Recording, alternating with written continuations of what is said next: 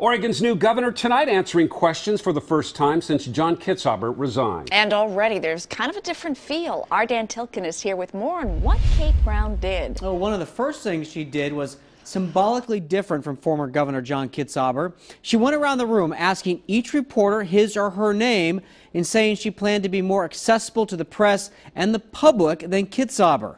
Then she talked about her eagerness to move the state forward. Governor Kitzhaber and I have very different personalities, so I think my own personality will shine through. Kate Brown met face-to-face with John Kitzhaber Monday. She says he gave advice and gave his legislative recommendations.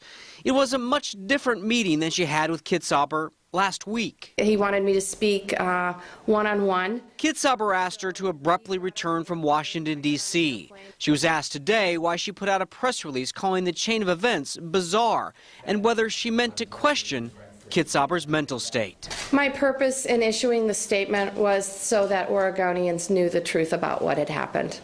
Did he truly ask you what you were doing there? Like he couldn't figure out what you were doing there?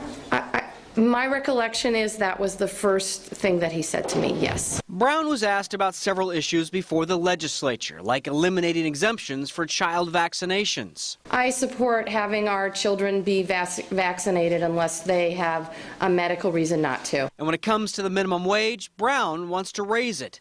She will also extend Kitzhaber's moratorium on state executions until her staff can do more study. Brown wants to beef up the State Ethics Commission's ability to do investigations like it was doing into Kitzhaber and his fiancée, Sylvia Hayes.